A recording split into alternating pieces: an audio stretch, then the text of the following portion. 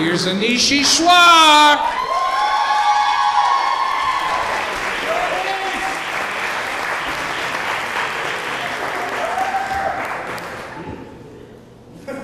Did anybody call tech support? How are you guys doing? You guys having a good time? He looks pissed off. He's probably going, what, are we outsourcing comedy to India now? No, but you guys, I feel your pain. If it was up to me, all the tech support would be handled by Americans. Because nothing would please me more than to get on the phone and scream at some redneck because I don't know how to use a computer. It's hard being an Indian in the States, man. The other day I called Comcast because I was having trouble with my internet. And when the lady found out that I was Indian, she began asking me for tech support.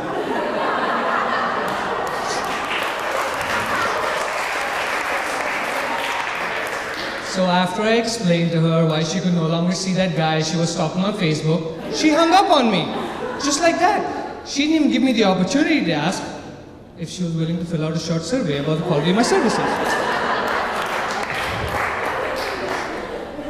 But after 9/11, I think you guys are really intimidated by us. I was on a plane to Miami, and I was sitting next to this really big black guy.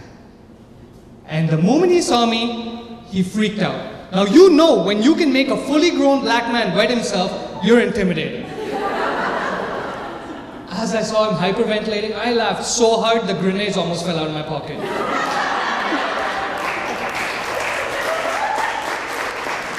But it's not just on planes, you guys are terrified of us everywhere. The other day, I walked into a 7-Eleven and the guy behind the register was Indian. What are the odds? So I said, "Hey Gandu," and he said, "Hey Gandu." And we started having conversation in Hindi. The lady standing in line behind me started having a panic attack. So I turned around and said, "Lady, this guy probably sold his wife and kids to be here. He doesn't want to blow you up. He just wants to overcharge you on your carton of Twinkies." But it's cute that you think Indians can be terrorists. Have you met us? We're too damn polite to be terrorists. An Indian goes into a robber bank. "Excuse me, can you please give me all your money?" "I'm sorry, I can't. Our networks are down." "Oh, let me have a look."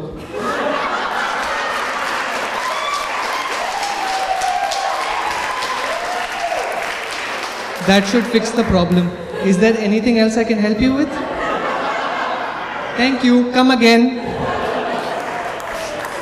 1.2 billion Indians, man. We always come again. And again. And again. So Indians are really cheap. Really cheap. You should meet my dad. He is the cheapest man you will ever meet, hands down. After he uses Q-tips, he washes them and puts them back in the box. And after some time, it's just a box of sticks, so he uses them as toothpicks. You should see what he does with toilet paper. So my friends are asking me, "Anish, what's with the Indian head nod? What is it? Is it a yes? Is it a no? Is it a maybe? What the hell is it?" So I said, "What are you guys talking about? You guys don't have the head nod here? I've seen Michael J. Fox do it."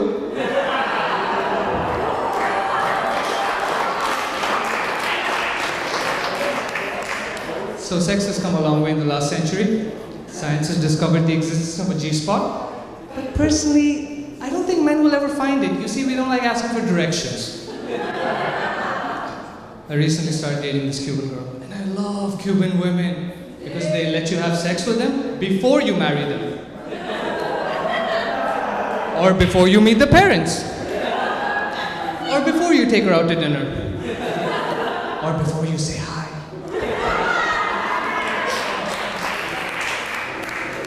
So have you noticed that everything in stores is getting smaller and smaller? Ice cream, candy bars, industrial strength chloroform. Don't ask me how I know that. But it's funny because as it's getting smaller, no one's calling it small. They're all calling it fun size, like something's fun about it. And I'm not complaining because personally it's great marketing. Now every time I take my pants off in front of a girl, I say, "It's not small, it's fun size." Yeah, I know. Indian men have small penises, which is a shame because Latin women have big mouths. Now, in truth, I love my girlfriend. Cows are sacred in my country.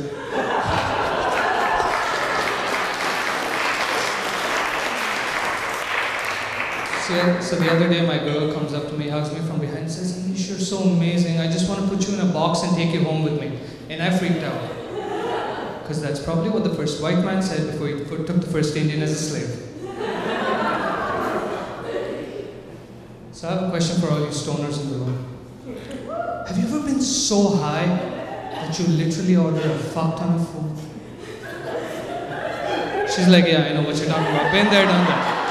You order so much food that you need to stand there and soak in your own stupidity for a second. You order so much food that you go into a Taco Bell drive-thru and say, can I have 100 tacos, please? Sir, are you sure? Sir, are you sure? Can I have 100 tacos, please? That's one followed by this many zeros. So I got to thinking, and that's probably how God made the Indians. God was making all the people, the Africans, the Jews, the Nazis. And then he took a break, rolled a blunt, lit it up. And then he said, you know what? I could really go for some Indian right now. So God calls this guy, he's like, can I have 1 billion Indians, please? Yeah, 1 billion, extra brown. Billion, that's one followed by, I don't know, man, make the Indians good at math.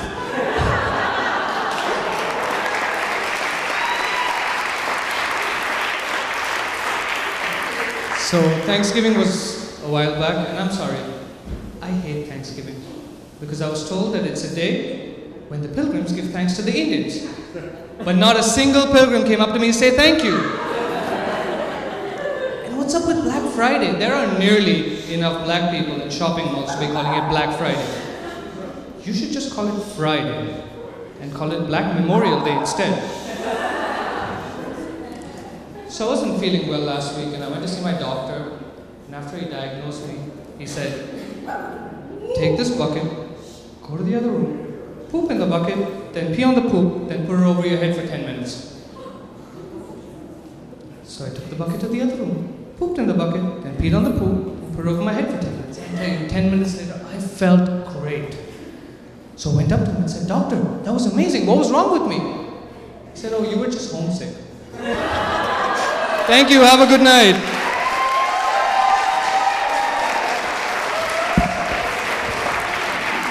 Anish Easwar!